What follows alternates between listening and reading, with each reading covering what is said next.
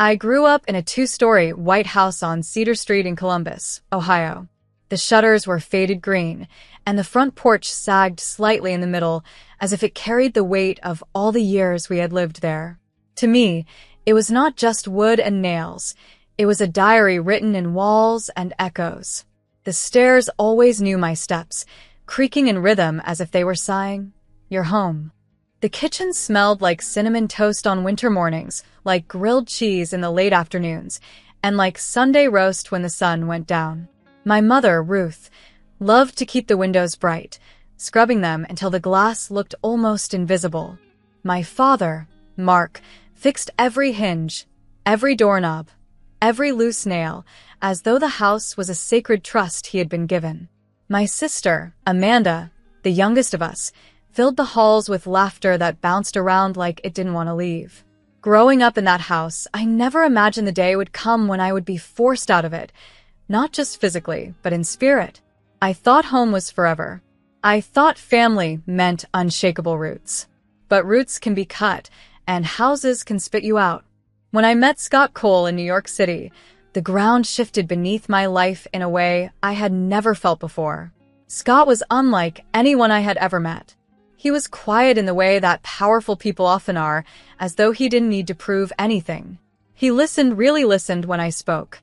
He asked questions about my dreams, about what I wanted to build, about the books I read when I couldn't sleep. People liked to talk about his money, about the billions he had made when he sold his payments company to a bank in Manhattan. $3 billion, they whispered, like it was the only thing worth knowing.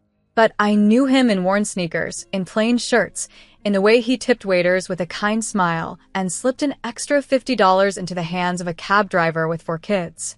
When Scott asked me to marry him, I said yes without hesitation. Not because of the money, not because of the life he could provide, but because when I looked into his eyes, I felt steady, safe. Like I had finally stepped into the version of myself I was always meant to be. People said I smiled differently after I got engaged, that it was as though some hidden part of me had been lit from within. They weren't wrong, but the happiness of that moment couldn't last untouched. About a month before our wedding, my parents called for a family talk. I knew from the tightness in my mother's voice that this wasn't going to be about flowers or invitations. Still, I walked into that old living room as though we were about to share tea and cookies, the kind we used to eat in front of the fire when Amanda and I were children. The house watched us that night, silent but heavy. "Cancel your wedding," my mother said without preamble. Her voice was sharp, not cruel, but final, like a verdict. Amanda's birthday is that weekend. It wouldn't be right to overshadow her day. My father leaned back, arms crossed, his eyes like stone. "Family first," he added, as though those 2 words were supposed to close the argument. I sat there for a moment, stunned. Cancel my wedding? For a birthday? Amanda, to her credit, looked as uncomfortable as I felt. She shrugged, her eyes down, as if she wished she could vanish into the old carpet. She never asked for this. I breathed deeply and answered calmly. "I can't cancel the wedding. It's planned, it's paid for, and it's my future. But we can throw Amanda the biggest birthday party the week after. I'll pay for everything. $20,000 for the best band in town, all the food and decorations she could want. She'll have the party of her life." I meant it. I wanted to make peace, to show them that compromise was possible. But when I looked at my parents' faces, I saw only hardness. No trace of the warmth that had once wrapped me like a blanket. "You can't be our daughter if you won't do this," my father said flatly. The words struck like ice water poured over my soul. I searched his face, hoping for some sign of hesitation, of regret, but there was none. My mother stood up, pointed to the door, and said, "Get out of this house." Something inside me cracked.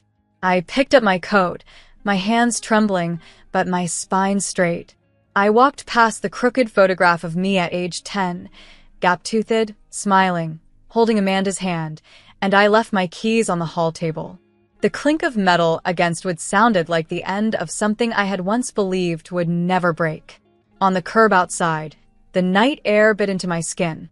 I pulled out my phone with shaky fingers and called Scott. My voice was small when I said, "They told me to leave." He didn't try to explain it away. He didn't tell me to go back in or to fight harder. He just said with quiet certainty, "Come home. Our home." And so I went. His loft in Manhattan was all glass and light. The city spread out before me like sparks on black velvet. It felt like the opposite of Cedar Street, loud, alive, unapologetically bright. I sank into the couch, a $6 box of tissues on my lap, and cried until my throat ached. I cried for the house, for the cinnamon toast mornings, for Amanda's laughter echoing in the hallway. I cried because I had lost something that couldn't be replaced. But when I finally fell asleep, shoes still on my feet, I realized something. My parents thought they could force me to end my marriage by shutting me out. They thought they could trade my future for my sister's birthday, as though love was a calendar event that could be erased and rescheduled. They believed I would crumble under their rejection. They were wrong. I would not end the marriage. I would not beg to come back. I would build a new life, brick by brick, even if the first brick was laid in tears. For the first time in my life, I wasn't just their daughter. I was myself. And that was enough. The morning after I left my parents' house, I woke in Scott's loft with eyes swollen from crying but with a strange clarity in my chest. The city stretched outside the wide glass windows. Yellow cabs, flashing lights, and endless noise. But inside, there was a stillness I hadn't known in days. I brewed a pot of coffee and sat at the marble counter with a notebook, making a list. Lists always gave me comfort, as if putting words on paper could tame the chaos of life. I wrote down each wedding detail one by one, reminding myself that I was moving forward, no matter what storm had been left behind. Venue in Brooklyn. Paid in full, $120,000. Dress, simple silk, $3,500. Flowers, white peonies, $8,000. Security, 2 teams, $14,000. Then, after a pause, I added one more line. A seat for forgiveness. I didn't assign it a price. I didn't know yet if it would ever be filled. Later that morning, my phone buzzed with a text from Amanda. "Are you okay?" she asked. It was only 3 words, but they carried the weight of our bond. I told her I loved her. She wrote back, "I love you too." We sent a handful of silly memes, inside jokes from our teenage years, when we used to stay up all night watching comedies and whispering in the dark. But we didn't talk about our parents. It felt like walking on thin ice, both of us afraid to break through. By noon, Scott's best friend, Luis, called from Chicago. His voice was bright, full of energy. "Listen, I can get you a gospel choir," he said. "They're touring from Europe right now, and they're available for your date. £12,000. They'll shake the walls with their voices." I laughed for the first time in days. "Book them," I said. I wanted music that could lift me, voices that could drown out the echoes of rejection. My maid of honor, Jenna, was just as reliable. She booked a small jazz trio as backup in case the choir got delayed. I liked the idea of layers, one plan tucked behind another, a safety net I could trust. As the week wore on, I found myself drifting back to memories of the house on Cedar Street. The peeling wallpaper in the hallway, the attic that smelled of mothballs, the way my father's tools clinked in the garage late at night. I thought about what my parents had dreamed of for years, a little cottage by the lake, a place where they could retire and fish in peace. I had secretly planned to surprise them with $250,000 after the wedding to make that dream real. I even wrote the promise on fancy paper, sealed it in an envelope, and kept it in my drawer. I imagined handing it to them one day, showing them that I had never wanted to fight, that I was still their daughter. But now that envelope felt heavy, almost mocking. In the middle of all this, an email arrived from Fox News. They had heard whispers about the wedding guest list, politicians, business leaders, artists, and about the donation Scott and I planned to make. We had decided to give $1 million to a scholarship fund for girls in public schools across America. I wanted girls who felt invisible to know they had choices, that doors could open for them, no matter where they started. Fox asked if they could cover the wedding and film the check handoff. At first, I hesitated. The idea of cameras circling around such a personal day made my stomach twist. But then I thought about those girls, their faces lit up by opportunity, and I agreed, on one condition. You film the students more than us, I said. If this wedding was going to be on television, let it be for something bigger than flowers and champagne. On Thursday, my phone lit up again. This time it was a voicemail from my mother. Her voice was sharp, almost brittle. You are selfish, she said. You have chosen money over blood. I listened once, then pressed save. I didn't want to erase her words. I wanted to remember exactly what she had said, not to torture myself, but to remind myself why I couldn't go back. Saving my heart meant accepting her cruelty and then moving forward anyway. So I pressed on. Seating charts sprawled across the dining table, names written in careful ink. I booked hotel shuttles from New Jersey for out-of-town guests. I even arranged a quiet room at the venue for anyone who needed a break from the noise, a little sanctuary tucked away, because I knew how overwhelming big events could be. Planning the details felt like piecing together a puzzle. Each decision was another small brick in the life Scott and I were building. On Friday evening, just as the city lights began to glow against the darkening sky, the gospel choir arrived from London. Their voices filled the rehearsal hall before I even saw them. Deep, resonant, powerful, it was like sunlight breaking through clouds. They hummed as they unpacked, their harmonies weaving together until the air itself seemed to vibrate. I stood in the doorway, unable to move, tears welling in my eyes. For a moment, it felt like the whole week's pain was being lifted on their voices, carried away to somewhere I couldn't follow. That night, I crawled into bed earlier than usual. My body was exhausted, but my mind was restless. When I finally drifted into sleep, I dreamed of doors. Wooden doors, iron doors, glass doors, each one waiting for me. In the dream, I reached out my hand, and every door I touched swung open without resistance. Behind each one was a different room, a library full of books, a kitchen filled with laughter, a garden blooming with roses. I woke just before dawn, the image of all those open doors still clear in my mind. For the first time since leaving Cedar Street, I felt a strange kind of hope. My parents had locked one door to me forever, but life was not a single hallway. There were countless doors ahead, and I was learning that I could open them myself. The morning of my wedding broke clean and bright, as if the sky itself had been scrubbed for me. New York had that rare kind of clarity in the air, where the light feels sharper, almost new. From the hotel balcony in Brooklyn, I could see the East River winding like a long ribbon, glittering beneath the sun. Across the water, Manhattan looked like it had been carved from silver and glass, standing tall and unapologetic. I breathed in deeply, willing myself to carry that same steadiness. Inside, the room buzzed with movement. Hairspray hung faintly in the air, curling irons clicked, zippers zipped. My maid of honor, Jenna, paced with her clipboard, whispering instructions to the makeup artists. 2 minutes on the lips, let's go. People, she said, half joking but mostly serious. The gospel choir we had flown in from London was rehearsing in the courtyard below, their voices floating upward in harmonies, so powerful I felt the windows tremble. Each note reminded me that today was real, that today was mine. When I slipped into my dress, a simple silk gown that cost less than most of the flower arrangements, it felt like putting on truth. No lace, no glitter, no unnecessary weight.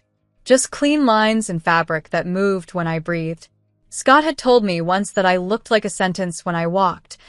Clear, strong, and complete. Today I wanted to feel exactly like that. No doubt, no hesitation. The ceremony began just after noon, with the river sparkling behind us. Rows of guests settled into their seats, a mix of old friends, colleagues, and strangers who had become part of Scott's vast world. I spotted Luis grinning at me from the second row, Amanda sitting quietly beside Jenna, and business leaders whose faces I had only seen in magazines. Jade, our planner, gave a discreet signal, and the choir began. Their voices filled the air, deep and rising, lifting hearts higher than the skyscrapers across the river. Fox News had set up 2 cameras and a small table near the garden, careful not to intrude, but determined to capture every angle. Claire, the anchor assigned to cover the event, was poised and calm in a navy suit. At one point, she leaned toward me with a microphone and asked, "How does it feel to give away $1 million to students you'll never meet?" I didn't hesitate. "It feels like breathing," I said. And I meant it. Giving was not a loss. It was the only way to expand. Scott stood waiting for me under the arch of white peonies, his suit perfectly tailored, but his smile slightly crooked. The smile I had fallen in love with.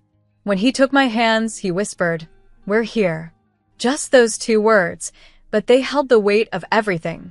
The battles fought, the doors closed, the new ones opened.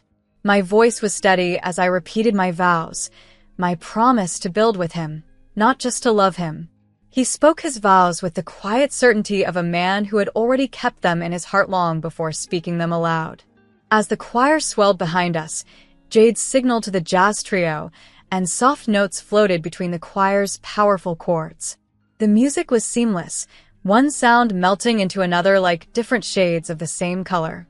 The guests clapped, someone sniffled, and I laughed, an unguarded, joyous sound that surprised even me.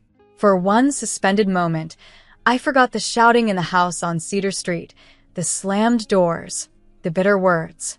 For one suspended moment, I was simply a bride in love under the blue sky of America. And then I saw them. At the back gate, beyond the security guards, my parents stood. My father's shoulders were rigid, his jaw clenched. My mother's eyes searched the crowd, wild and desperate. They must have seen the news coverage, the cameras, the headlines about a billionaire's wedding and the $1 million donation. They must have realized what they had thrown away, what they had demanded I cancel. Now they were here, pushing forward as though they could simply reclaim the place they had cast me out of. My father waved at a guard, his voice booming. My mother called my name, her voice cutting through the music. I felt the envelope in my clutch, the one I had prepared, the promise of a lake cottage for them, a gift of $250,000 meant as peace. My hand closed around it, heavy in my palm, heavy with all the love I had once thought unconditional. For a moment, I wondered if this could be our second chance, if I should step aside and let them in. But then I remembered the night on Cedar Street, my father's voice declaring, "You can't be our daughter." My mother pointed to the door, her face closed to me. I remembered the weight of my keys on the hall table, the coldness of the street outside, the way my heart had cracked. That night had not been an accident. It had been a choice. I walked forward, heels sinking slightly into the grass, until I stood near the guards. "Please escort Ruth and Mark to the street," I said firmly. "They're not guests." My voice did not tremble. The crowd grew quiet, pretending not to watch, but unable to look away. My mother gasped, clutching her chest as though I had struck her. My father tried to argue, tried to step around the guards, but they were kind and professional. They did their job. People turned their eyes to their shoes, uncomfortable but silent. The Brooklyn wind picked up, scattering peony petals across the lawn like small boats drifting away. I slid the envelope back into my clutch and zipped it shut. Some gifts were never meant to be given.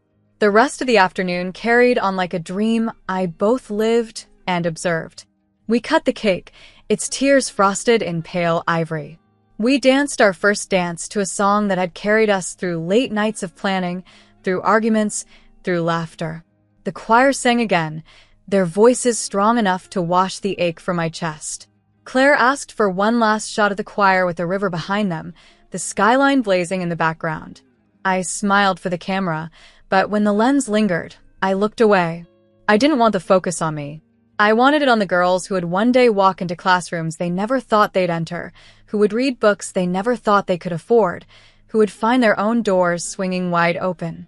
As the sun set, the city lights flickered awake, and music spilled into the night air. My wedding was no longer just a celebration of love. It was proof that I could build something even after being told I was nothing. It was proof that rejection didn't end me. It freed me, and so, beneath the wide sky of America, I let go of the house that had thrown me out and stepped fully into the life I was making for myself. The morning after the wedding, I woke as a wife for the first time. The hotel room smelled faintly of clean sheets and citrus polish, sunlight spilling through the tall curtains in golden stripes. For a moment, I lay still, unsure if it had all been a dream. The choir, the vows, the cameras, even the faces at the gate. Then I rolled over and saw Scott sitting in the armchair, the newspaper spread across his lap. His tie from the night before was still on the dresser, neatly folded. "They ran a kind story," he said, looking up at me with that steady smile. His eyes were tired but soft. "Good," I answered, stretching against the sheets. "Now, let's live one." That line came out of me without thought, but the weight of it sat with me all morning. We had built a story together in public, one the world could watch on Fox News, but now it was time to write the private story, the one no camera would capture. By noon, we had packed our bags and left the hotel. No grand procession, no paparazzi trailing us, just Scott driving US north in his quiet way, hands steady on the wheel of the car. We wound out of the city and into the softer greens of upstate New York. The skyscrapers gave way to rolling hills, and the noise of Manhattan faded until the only sounds were the hum of the tires and the occasional bird cutting across the sky. We pulled into the driveway of a small blue house with a wide porch, set back among the trees. It wasn't a mansion, not a penthouse, not one of the sprawling estates people imagined billionaires lived in. It was modest by Scott's standards, but perfect to me. We had paid $480,000 in cash, avoiding the endless paperwork that would have stretched for months. We called it North Door. When I stepped inside, barefoot, the room smelled like fresh paint and sawdust. I walked slowly, touching each wall as though it were alive, whispering silent thanks for shelter. This house wasn't just wood and glass, it was proof. Proof that I could lose one home and still build another. Proof that I didn't need Cedar Street to anchor me. That evening, I sat at the small desk by the window and wrote Amanda a letter. My hand trembled as I began, but the words poured out. I told her that I would always be her sister, no matter what distance or silence stretched between us. I reminded her of cinnamon toast mornings, of the way we used to jump on the creaky stairs two at a time, of the Saturday cartoons that made us laugh until milk came out of our noses. I told her I missed her, truly missed her, and I hoped she had the best birthday of her life. I did not ask her to choose between me and our parents. That was a weight I refused to place on her shoulders. At the end of the letter, I tucked in a 50-pound note, a small joke only she would understand. Years ago, during our cheap college trip through Europe, we lived on tea and day-old bread, carrying a single note like it was treasure. I could still see her laugh in the dim hostel light, waving that crumpled bill and declaring we were rich in adventure. I knew she would laugh again when she saw it. The days after the wedding slipped into something soft and steady. Instead of flying off on a grand honeymoon across oceans, Scott and I chose America in small bites. We drove to Boston first, wandering cobblestone streets with cups of hot coffee in our hands. We listened to history echo in the old meeting houses, touched the worn stones where revolution had sparked. From there, we went south to Washington, D.C., walking past monuments that gleamed in the sunlight, each one a reminder of the cost of freedom and the weight of choices. Our final stop was Maine, where the coast stretched sharp and rugged, the water dark like steel. The wind was cold and salty, rushing against my cheeks until they stung. We walked along the shoreline, our shoes sinking into damp sand, and for the first time in weeks, I felt small in the best way possible. Just one woman, one wife, one heart beating against the vastness of the world. When we returned to North Door, I unpacked slowly. At the bottom of my clutch was the envelope I had once prepared for my parents, the promise of $250,000 for their dream lake cottage. I sat on the bed, holding it in my hands, the weight pressing down like stone. My first instinct was to mail it, to extend that hand again, to try once more to buy peace. But as I looked around at the house we had built, at the walls already learning the sound of my footsteps, I realized some gifts are not meant to be given.